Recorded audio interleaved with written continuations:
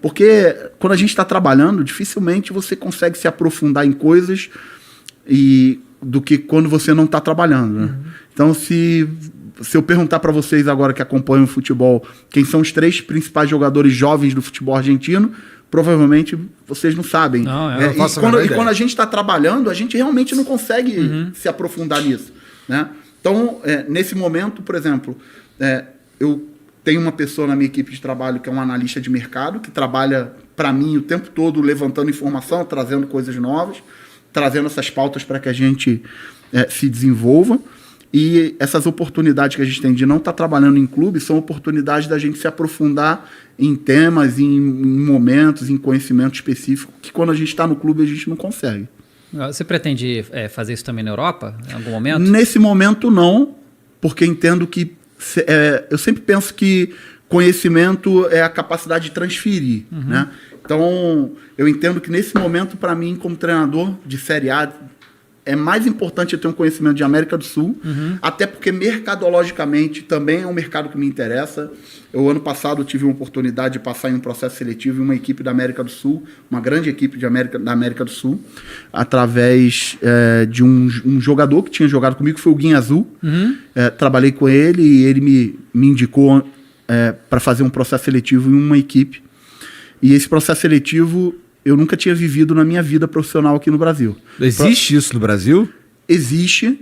Na verdade, eu tinha vivido em 2007, porque eu tive a oportunidade de trabalhar em clube empresa. Hoje chama Audax, mas na época não era Audax. Se chamava Sendas no Rio e Pão de Açúcar em São Paulo.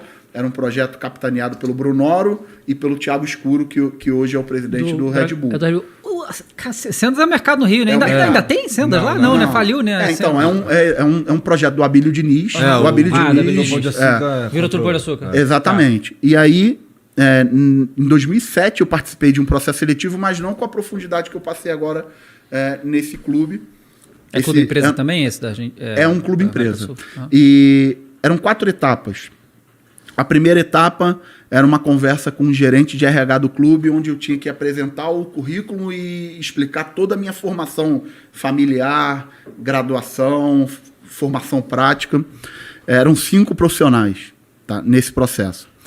Um desses profissionais saiu nessa primeira fase. A segunda fase era com um gerente de psicologia, na verdade, o chefe da psicologia do clube, falando só sobre gestão de crise. Então, o cara criava cenários de crise e como eu, como treinador, resolveria aqueles problemas. Chegou doidão. Exatamente. Substituiu o cara te mandou tomar no cu saindo do campo. E aí, como é que tu vai? Tu vai pra porrada com o cara na beira do campo, bate nele no vestiário, tu não faz nada, tu chegou no vestiário, no intervalo de jogo, tá o capitão do time e o mais jovem saindo na porrada. Como é que você intervém?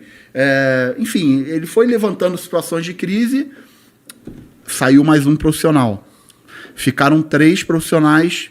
Aí a penúltima etapa era uma conversa com o presidente, com o diretor esportivo, para a apresentação do meu modelo de trabalho, meu modelo de jogo, como as minhas equipes treinam, como as minhas últimas equipes jogaram.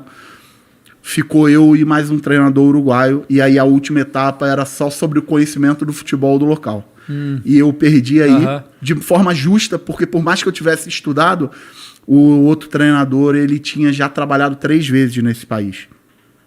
E depois eu tive o feedback que às vezes a gente usa muito a muleta, não, a língua tal, e não teve nada a ver com a língua, teve a ver com o conhecimento específico do futebol daquele país.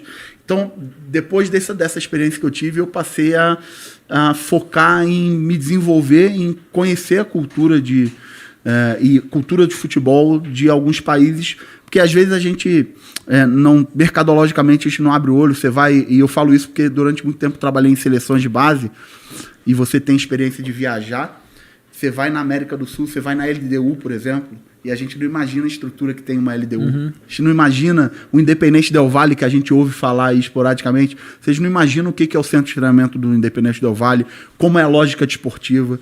Pouquíssimos clubes no Brasil têm a lógica do Independente Del Valle, tem a estrutura.